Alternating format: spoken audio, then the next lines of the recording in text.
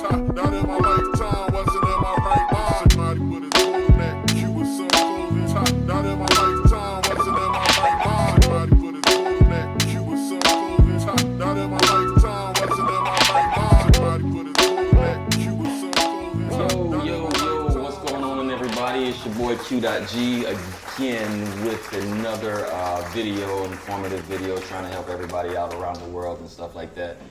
So previously I was talking to my man Alex, and now I got my man James Cameraman Casino, aka Chocolate Man in Thailand, with me for another frequently asked questions video. Now I don't know if you guys remember James from the last video. It's been a while since I've done FAQ video, so the last one that I done with him was we were talking about cameras and photography and stuff like that. Shout out to my man E-Dub and Chris Sharp as well. They were on that last video. So shout out to those guys. But again, I got my man James Cameraman Casino back with me today for another video. What's going on, dog? What's up, man? James Casino, Chocolate Man in Thailand. I mean, you're saying, what's up, dog? What's up, player? Welcome back to the show. My boy Q finally get back into it. I'm excited for him. What you got for me today, dog? Hey, man, I just want to talk a little bit about the retirement life in Thailand. You've been here for what now, 3 years now? 3 years, man. Me and Alex pretty much came in on the same boat. I was like right behind him when he got here. So. Yeah. All right, that's what's up. Talk to me a little bit about your transition, because you were in the Philippines at first too, right? Right, 3 years in the Philippines, man. I thought that was it. You know, I moved to the Philippines. I was like, done. Yeah. You know, I bought a car. I got all my furniture. I mean, I was like set. Like, I'm going to be in the Philippines forever. Yeah. And rookie move, boy. Rookie move, man. Yeah, after about a year in the PI, you know, and it was, you know, the whole reason I moved to the PI, all my friends were there. I've been going to the PI for years. I've been going to Thailand for years too, but just the PI just had a more intimate feel for me. Again, my friends were there, and it was cheap, and the visas are easy. So yeah, it was a natural. Hey, I'm just gonna do this. But in reality, after about a year there, I was just like, it just wasn't for me anymore. You know, it's still an awesome place. The Philippines is amazing. It's amazing, but it just wasn't for me anymore. And especially, we kept dipping out, going to Patti all the time. I was like, man, Patti is really where I think I want to be. It's more expensive, but it's really where I want to be. Right. So yeah, after that, man, it was like, and I finally found a school that would accept my GI Bill, so I could go to school in Thailand, get paid for it. I was like, yeah, let me go give Thailand a try. Yeah, it's been a wrap ever since. 3 years later, still here and loving it. Ain't going nowhere. that's what's up, man. Yeah. So again, I know that, like I said, I was talking to Alex earlier, and now you retired military and everything, but not quite the age to get the retirement visa. So you're on the education visa still? Nah, I never was on an education visa. I was on an education visa for 3 months. I got to be fair with that. But then I was like, nah, the ed thing ain't going to work for me. I'm not going to go to school. I'm too lazy. I'll be straight up with you. I was lazy. They wanted me to do real paper. It was real work. It wasn't no fake bit. I was like doing school work and studying and doing paper. I was like, nah, man, I'm too old for this. I can't. I ain't feeling it. So I decided to go elite visa. And at the time, yeah, it was a great option. You know, it was before all the mess we're in right now. It's expensive. It ain't cheap. At the time, it was about a little over 15,000, closer to $16,000 or 500,000 baht at the time. It's more expensive now, but back then, that's what it was. But yeah, I went ahead and hit myself upside the head with that. I was like, whatever, it gives me 5 years of unrestricted living in Thailand, in and out privileges, some other benefits and whatnot. You guys can look it up later if you want. But yeah, it was just the right move for me at the time, even though it kind of sucked. Yeah. So even though the money sucked, but yeah. Okay, that's what I'm doing now. That's what's up, man. Still on that. So you got the elite visa, so you don't have to do all of the fight stuff that Alex is I don't have to do nothing crazy. The only thing I got to do is 90-day check-ins. Other than that, man, it's stress-free. You don't really have to do anything. So hey, they don't check on you, ain't worried about you, because you basically paid for your entrance to stay in. You paid to stay in Thailand, so they're like, yeah, okay, we're not worried about you. But you know, under 50, it's a great option. Over 50, now, yeah, I think you're better off with a retirement visa. Even though it's a bit of a drama doing the retirement visa, it's not that big a deal. It's just more work, more paperwork, and you got to do it every year. It's something you got to mess with every year. But I digress. So. For the people that are out there that want that option, you know what I'm saying, that's going to be something for you. But James also has a video similar. Do you have the You talk in depth about the elite visa and the Thai visa. I talk in depth about the retirement visa, which is going to apply to like, 80% of the expats that come here, they're going to be looking at retirement visa, that type of thing. Most of the people we know would fit in that retirement visa category. Yeah. Yeah. So See, my biggest problem for me is I am double-digit years away from even getting the retirement visa. So, like you said, with the education visa, that even itself is like, I wake up some mornings, man, a lot of mornings, and if I don't walk to the beach or whatever, doing shit that I want to do when I want to do it, but like not, having to worry about like a school or something like that. Like that Exactly. shit would it's nice not to have that headache, especially because that's your only options right now is to do education or fight visa, something like that, which is a little bit, it's not the easiest system. Yeah, so I'm contemplating myself like just going elite, but again, double-digit years away, and that's only for 5 years. So, what do I want to do the next 5 years after that, or will the situation change? And that's not a question that I can answer right now, or maybe even the Thais have. But honestly, that's a whole nother conversation just because of your age, and like you could go to other countries, you could dip in and out of Thailand still. So it's just that's a big decision to make. I hope you do some serious thinking on that. I am. Matter of fact, I got to make a flight here soon. I've been saying that for a while now. I'm supposed to leave. Oh, great. I'm supposed to leave since last week. Yeah. This boy keeps telling me he's leaving, and he's still here. But that's what Thailand will do to you. You don't want to leave it. It's like, Mom, I don't want to go anywhere, Mom. I'm supposed to stay right here. Yeah, like the other day, I think I told you I went to the bank or whatever, and the folks that was helping me get my bank account here, the mothers was like, yo, like you already stayed over like 10 or 11 days or whatever. Yeah. But that wasn't my fault. That wasn't my fault wholeheartedly, because when I got here, they stamped my passport for the 20th of January. I got here on the 28th. So my passport was stamped a full week. The stamp in my passport was stamped a full week ahead of when I got here. What Q's going to have to learn hard, because this is never going to see the light of day, is that Thai immigration doesn't care about your feelings. They don't care if they did something wrong. Facts like that. Like, the best thing he can do is go in and show his plane ticket and be like, hey, they made a mistake. Can you please fix it? Make sure you wide, and make sure you say very politely, can you please fix this, sir?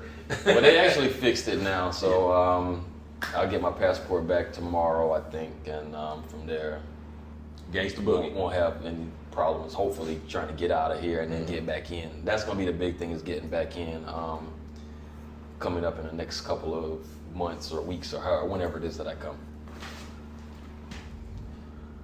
Go ahead, kid. Okay. I know we was talking about you, so I'm just letting you go. Right. There we go. Let you ride, baby. My video is gonna be mostly laughing. Yeah. That's gonna be like. Well, we got to do one with all three of us, like just having a little small conversation or something. Oh, bro. I want to do those videos so bad, like this, just like chilling, talking, and I think people are gonna be. Wait till I'm camera, but trust me, I already got this covered. Yeah. Believe me, I do. I got a notebook in there. I got all kinds of ideas. So James, I know right now you are chocolate man in Thailand, as I said before, and that has been pretty successful from what I've seen so far. Like, what's your secret, if you have one, or you just continue to just put out content and just? Yeah, none of it's a secret. It's following the formula. There's very simple things to be successful on YouTube, and one of them is consistency. Nothing is more important than consistent content, but it also has to be something watchable. You can't just film a blank wall and expect to get views. It's not going to work. You have to be a bit of a personality, and you need to communicate. You got to cover all the basics, though. You need to have good audio, good video. That's a good start, and then you have to have decent content. So that's really what's been the formula for my success. And engage your viewers, engage your subscribers, make them feel like they're part of what you're doing in your day. I know a lot of people, they just walk around and film stuff, and the subscribers just watching what they're doing. Right. To me, and some people like that, that's cool. But for me, I'm bringing you along for a ride. Like, hey, let's go. You coming with? Let's go check this out. Hey, I'm talking to them constantly. I'm constantly engaging my subscribers. They are part of the show. They are part of what I'm doing. So for me, that's been most successful. Yeah, I've watched a lot of your videos or whatever, and of course, like we talked about before, your comment section is It's a party. It's a party, baby. I'm ready to get in that. Comments will get ready for that. Yeah. You're gonna have to put on a little armor because I'm telling you, people will pour it out on you and they don't care if they hurt your feelings. You know, they're not really concerned. Matter of fact, sometimes you're the only person they talk to, and if you're not doing exactly what they want, they're gonna let you know. All right, yeah. Well, I'll be ready for that. Whatever backlash or whatever I get. Yeah. It's something good Looking for a lot of love and support, but I understand what comes along with that territory. Like, not everybody's gonna like you, not everybody's gonna like what you put out, and stuff like that. Fact. You will never please everybody, so don't even try. Right. So you got any new cameras lately? New cameras, new toys. This is where I don't know. I think as you grow as a YouTuber, you're gonna learn what you do and do not need. Okay. I bought GoPros, I've had an Osmo, I've had this, I've had that, I've had gimbals and all like that. And I pretty much do 99% of what I do on YouTube now is with my cell phone. That's it. That's my only tool. I don't have any, well, I have external mics and all that, but I rarely, if ever, use them. I just use my phone. Phones today are so good. Like, you buy a high-end phone, hot video, great audio, and those are the two things that really make your channel blow. Obviously you're a very solid video. I shoot everything in 4K, and I got the mics. That's what's up. I don't know. Yeah, that's what's up. I don't know. I don't make it too complicated. It's been working for me. Most people don't complain either. Like, hey, I got my mics, and I'm using my phone, so there you go. There you go. There you go. Yeah, man. But that's cool. Like I said, shout out to Man In Thailand. You guys gonna have to check him out. His link is also gonna be in the description down below. You still selling your merch, or you? Yeah, I do have merch. So the tricky thing with merch is that you really gotta want to do it, and I just don't care. I just don't care. But I do have a Teespring that I put up. I had somebody do some designs for me. I got Alex doing me some designs. Again, he's off camera, trying to avoid eye contact with me because I'm still waiting for it to come in. Yeah. But hopefully I'll get on with that eventually. But hopefully it'll come up soon. But Teespring, my friends have all ordered some shirts from me, and I've seen the shirts, and I wasn't that impressed. So hopefully I'm finding another vendor. The shirts you can actually get here in Thailand are way above that quality, and the same price, unfortunately, to ship them outside of Thailand is ridiculous. So anyway, but merch is whatever. Honestly, affiliate links, sponsorships, that type of stuff is probably, if you're going to be a YouTuber, that's probably what you should be trying to shoot for right there. Get that stuff. If you really want to make money off of YouTube. Me, I don't care. I'm a hobbyist, so I can, AdSense is fine with me. AdSense is enough compensation to make me happy. So, but yeah. Don't worry about that guy over there. Just fussing over there. But yeah. Honestly, AdSense is plenty for me. Super chats, things like that, great for me. Yo, James. So, where are you from in the States? Yeah, I'm originally from Washington State, right? I know who the hell is from Washington State. Sir makes a lot, But yeah, that's where I grew up. But honestly, I left there when I was 19, joined the military. Best move ever. Mom kicked me out of the house, like, enough of you. Join the military or find something to do. I can probably understand that part. Yeah, right exactly. Get the fuck out. You get to that point, I'm sure a lot of people can relate. You get to that point with your family, they're like, yo, you better do something with yourself. Yeah. But yeah, joined the military, and I ain't been back since. So, that's what's up, man. 25 plus years or so since I've been on, longer than that. But yeah. So is there anything because like you said, you haven't been back since 20 plus years now, right? Yeah. Back to visit, but now living there, that's for sure. Okay, so is there anything here that anything from there that you miss while being here? Yeah, you could talk about home in general. So, back home for us is the United States. So home versus Thailand, one country versus another. Of course, there's little things you're gonna miss, little nuances. It's so much when I was back in the States, you could pay for everything with a credit card. There was no, you don't even think about it. You just pull your card out, pay for literally everything. You get a 30-cent sucker from the store, you pay with your credit card. It's just that convenient. But over here, it's getting there, but it's not quite that convenient. Yeah.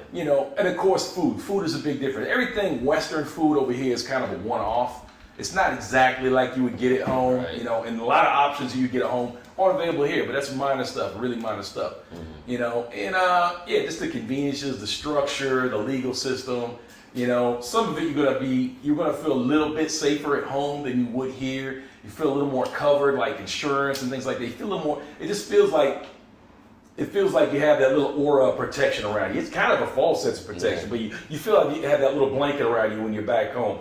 You're just gonna have to learn to get over that when you get here and enjoy it. You know, because 9 times out of 10, the things you're worried about aren't going to be that big a concern. There's always a solution to it. There's always a way out of it. Right. You know, and just adapting to the culture. You know, of course, it's going to be culture shock. You never lived in a foreign country before. You never lived in Thailand before. You're going to have to adapt. So, yeah, it's not that bad though. It really isn't. So I asked Alice in the last video, and I'm gonna ask you now.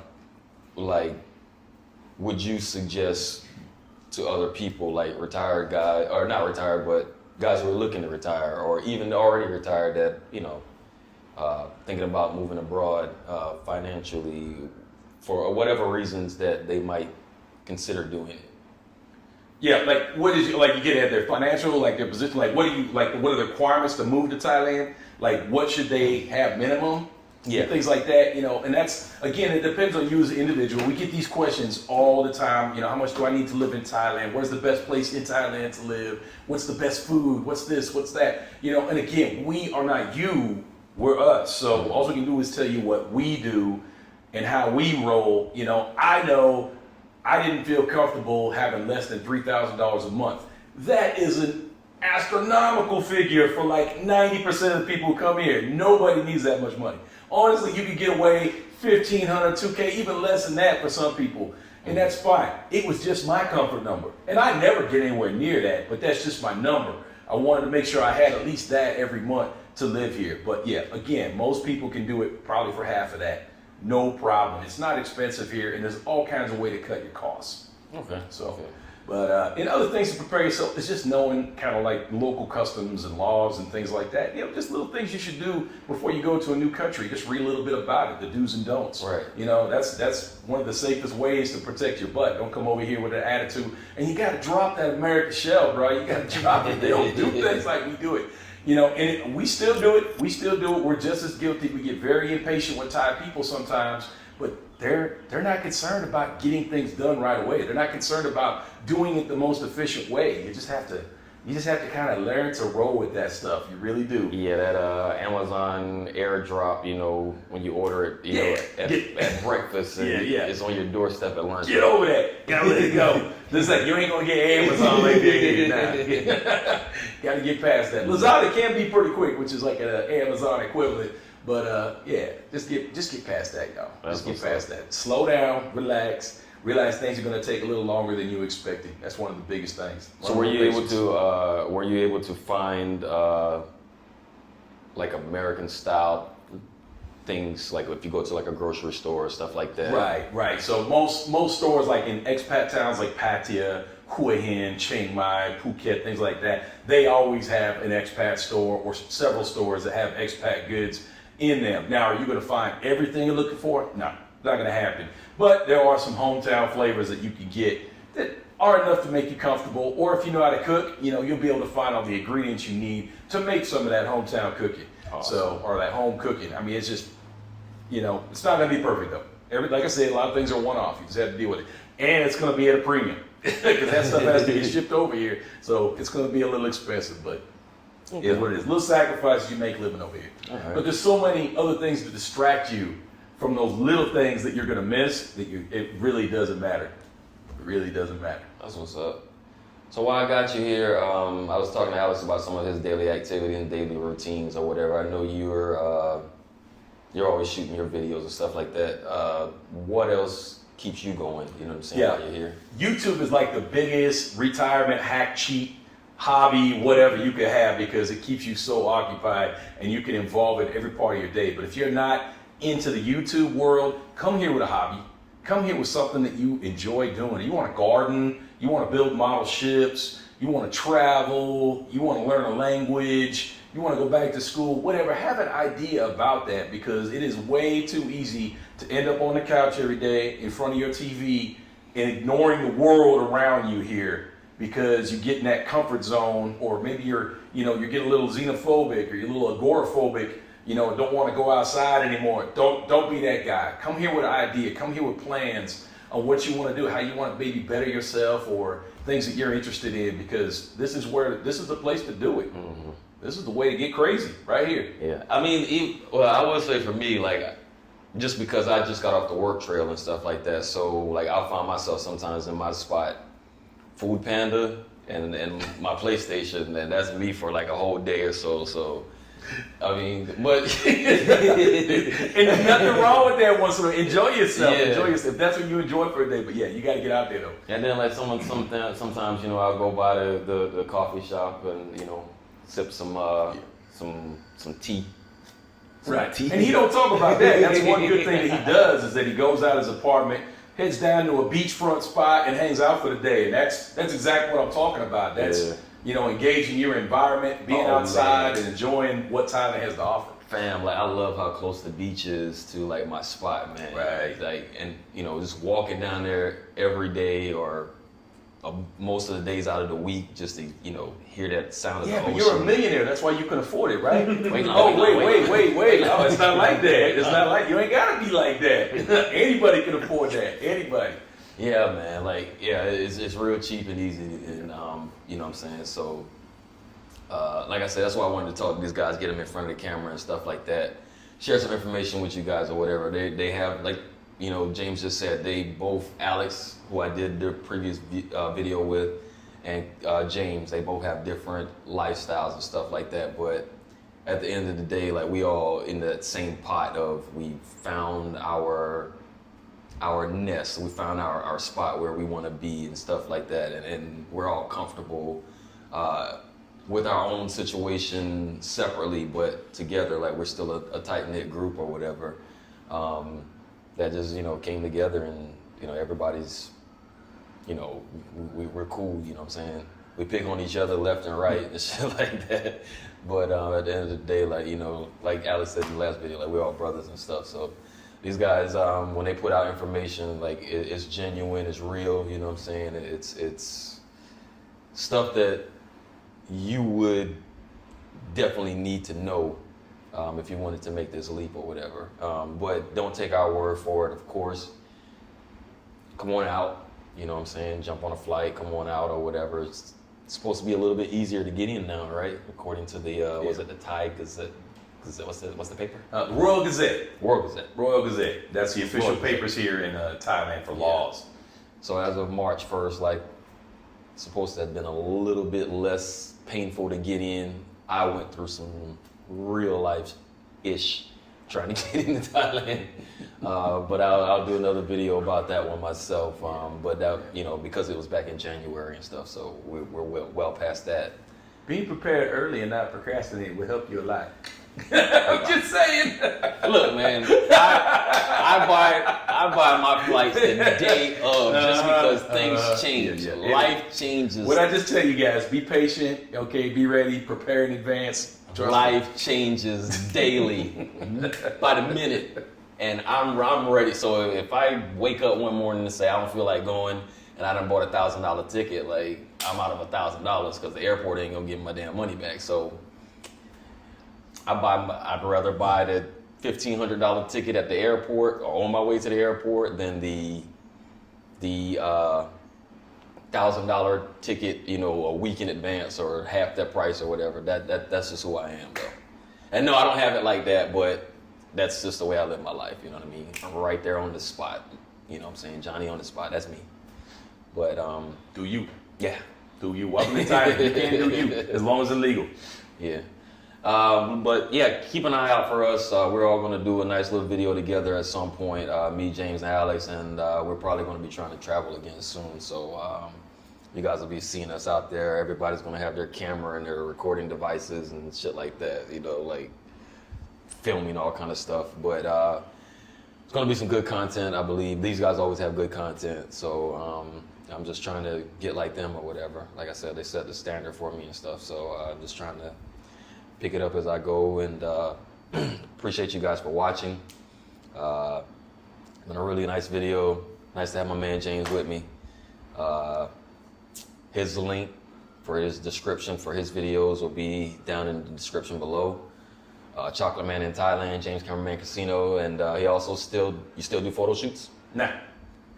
YouTube is my life now, baby. You guys are out of luck then. Hit up E-Dub or Kristen, and I'll shout them out or whatever for photo shoots. James is off the the camera trail or whatever. He's just doing YouTube now, so. Sorry guys, he's unavailable anymore. That's all right. Somebody will make it six. It won't be me. Now there is a quote from the $1 Million Man Ted DiBiase that says that everybody's got their price. So if you set a nice price for him, I'm pretty certain he'll pull the camera out the bag or whatever for you and pull out all of the backdrops and whatever equipment he has. I'm pretty certain if you got the right money, he'll do it for you. So yeah. All right then. Appreciate you, brother. All right, man. What's your IQ? Check out the site and Chocolate Man Thailand. Again, that'll be in the description below. Shout out to my man Jiu-Jitsu Passport for letting us use his nice little apartment, which again, that video where I'll be doing a nice little walk around, shooting some videos and stuff around his place, show you how he's been living and stuff like that. As well as I'm trying to go over to his house too, see what's going on over there. I haven't been there yet. And I heard that we live like within walking distance from each other, and he still hasn't invited me over, so. It was intentional. As I remember, Cut the camera off. we were